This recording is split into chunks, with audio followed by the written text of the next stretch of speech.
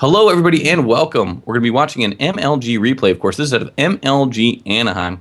We've got Millennium Todd spawning as the blue Protoss. He'll be facing off against none other than Slayer's Alicia, spawning as the red Protoss. This game is Game 2 of the losers bracket. I'm Tumba. Co-casting with me for the series will be Dark and Light. That's right, Tumba. And last game, I have to say, I was so impressed by Todd with his very impressive control and blink stalker play. He was able to take that game pretty convincingly, I would say. So we'll have to see if Alicia, he is quite the PvPer himself, if he can pull it back here and take this series. Obviously, this is an extended series, so right now, Todd has technically 3 games won. If he gets one more, he will take the series. So there's that. Absolutely. And we can see that Alicia in the last game, teching the DTs, but Todd hitting that powerful timing before he could really do any critical damage with them. So really just trying to stay in there as long as humanly possible. I think Alicia was a little bit shocked at how good Millennium Todd was able to go ahead and control his army. Yeah, as you said, he hit a great timing, amazing game sense by him, and good control, juking away from those DTs when they did hit the field, and was able to kill all their probes before they could really wipe out that army. So really impressive play by him. Now, in this game, we can see both players there throwing down pylons and gateways, both typically things you want to be making as Protoss. Yeah. Pylons, they do power the gateways, they make the units, and units help fight the other guy, and of course that is quite important. Yeah, absolutely. Pylons and gateways, typical, pretty standard opening from both. Where it goes from here. No cannon rushes here. No cannon rushes, no forward. This is a cannon rush map, so there's that. Yeah, as I like to say, it was probably 6 months into StarCraft before I figured out that Protoss could make units because the cannons were just so good. Yes. Cannon rushes have quite a bit of utility, but these two players, they respect each other a little bit too much, and we'll be opting for the standard gateway cybercore style. We'll have to see just what they tech into. As you said, Alicia did opt for DTs last game. I'm finding that Slayer's players and Koreans in general really do like these DT play as an opening in PvP, so we'll have to see if he does follow it up with something similar this time around. Well, if I remember, was it MLG Columbus where Naniwa versus MC, I think, and Naniwa actually a little prematurely made the Zealots dance. Oh, yes. Naniwa, he opened up with a very strong build, was about to break MC, but MC got that DT shrine down. Naniwa did not focus it down, and now he's the suicide toss. Affectionately known as the suicide toss. So this Zealot is going to make it out of Alicia's gateway, come over, take out that Millennium Todd probe, say, "You are not welcome here, sir." Look at this. It looks like Todd will be going for a gas steal here. Typically what this is in a PvP will be trying to force Alicia to 4-gate. We'll have to see just what Todd is planning here. Probably going to be playing some kind of defensive 4-gate play or a 2-gate robo type build if he is trying to force that particular build out of Alicia. Yeah, and you can see the Zealot just going to go to work on this assimilator right now. And interesting fun fact, the simulators of all the gas refining buildings have the most hit points. Of course, yeah. We'll take a little bit to take that down. We'll have to see what tech path he does opt for as a result. 2 gates down now. We'll have to see what he does follow that up with. What would you like to see out of Millennium Todd here? He's facing the Korean opponent. He's facing a Slayer's team member. And it seems like he's pretty confident. Well, this is interesting out of Todd. He will be opting for 2 gates to wall off his main base. So he's definitely playing defensive right now. Going to be opting for 3-gate play at the moment. Looks like he is following that up with a Twilight Council. So interesting out of him. This looks... Do you think we could maybe see the 3-gate blink that Alicia rolled out with in the last game? I would not be surprised. We did see his amazing control last game, so that would be the build to opt for, if I had to guess. So we can see Alicia now posturing outside the base of Todd. Has a stalker out there. Wants to kind of peek in, see what's going on. Make his presence known.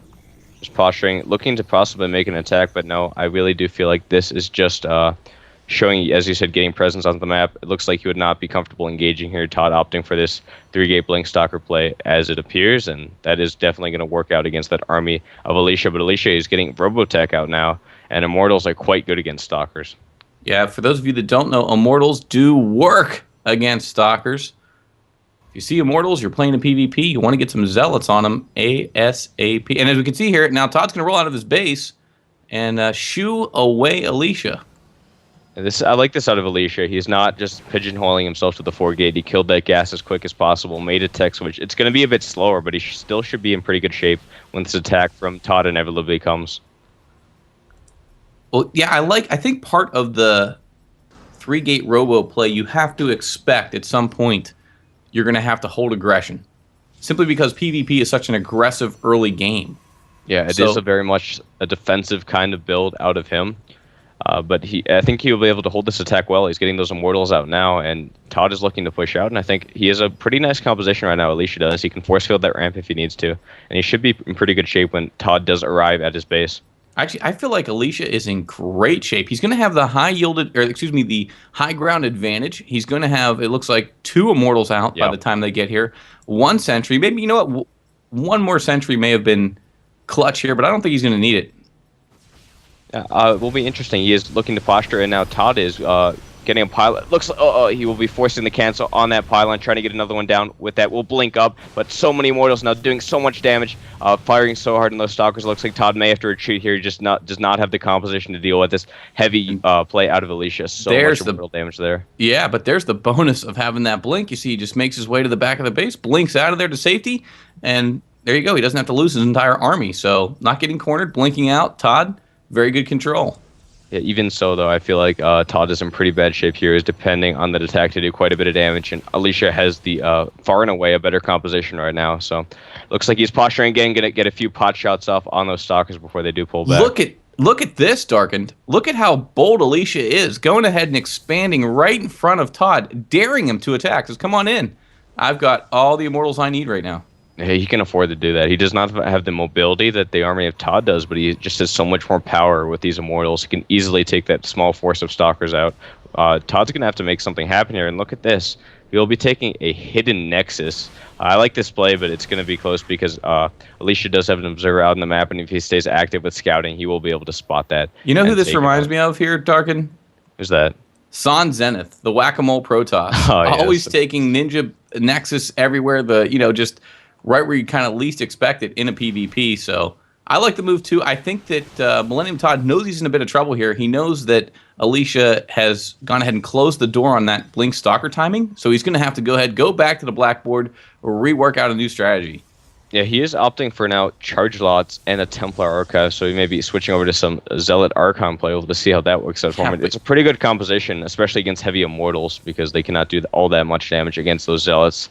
So I like that move, but it's going to take a lot more than that to win this game here. And look at this, Alicia once again will be opting for those DTs. Again, Koreans do love that DT style. Yeah, that Dark Shrine almost finished, but I have to note, actually, look at this. Alicia has had this observer parked in the base of Todd pretty much since that robo was finished and it came out. So he's been able to gain full vision of everything. He knows exactly what Todd is up to. So, of course, StarCraft being a game of information, I've got to give a huge advantage right now to Alicia, both in unit composition and information. He is not aware of the ninja base. However, look at this, Darken. DT is going to spot it. Such good game sense out of Alicia scouting that base just to make sure he has not seen a Nexus just yet at the natural of Todd. So he has to expect something, and this DT will be scouting that out. There is a proton cannon going down, should finish in time, but still he's going to get this critical scout off and probably get a few probe kills as well. It's that, and it's also the fact that now Todd knows that Alicia knows the base is there, so that's going to also force a reaction out of him. So really things mounting up in Alicia's favor. Right now, Todd still really doesn't have a unit composition to deal with Alicia, and these DTs on the field is going to give him a real headache. He has to get the robo facility out now as he sees those DTs poking away at his stalkers. Going to be forced back to his base now. Alicia taking map control, and that might be what he needs to take out this base of Todd. Todd can't safely defend that with DTs harassing his stalkers here. Oh, and going to send the probes home. He's going to catch the Maynard here as they're making their way back to the main. Going to get a couple of probe kills. And curious, I think he's going to go back and defend his own natural. Yeah, it looks like he will pull back for the moment, sending only a couple Zealots, and not sure about that. There are enough cannons here that will be able to defend that just fine. But Todd now, though, blinking in with Stalker is going to start doing work with these probes, and he is really going to town right now on Alicia.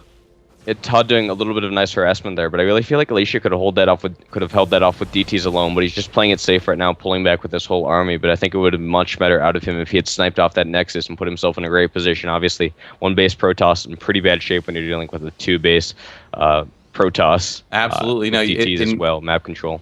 In any mirror match, when you can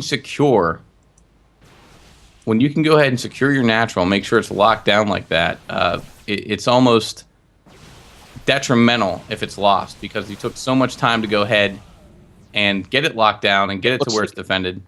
Looks like those DTs will get caught there in the middle of the map. That by that observer will be taken out by those stalkers. Blinking forward a bit, they're trying to get a few hits off on the army of Alicia, but he knows he cannot engage that directly. Will pull on back and look to just keep a nice defense on his main. Maybe looking to blink up into the main of Alicia now. Yeah, I think that's the way to go as he goes ahead and gets his observer over here, so he's going to be able to do just that. He's going to take this pylon out and engage this army. Does not want to trap his army. He just had that blink, but so does Alicia, and he can do nice traps with that. So he's going to pull on back, look to defend his natural, well, not really his natural, but his hidden base. And Alicia is posturing aggressively, possibly to take this out. And I don't know if Todd still, he does not have that much to hold this. He never really got this composition going with these Templar, with these Archons and these Speed Zealots. He doesn't really have that many Zealots on the map and only one Archon at the moment. Yeah, I now believe he is going to go ahead and break down that gateway. That warp gate will be destroyed, granting him access so he can fit those massive units out.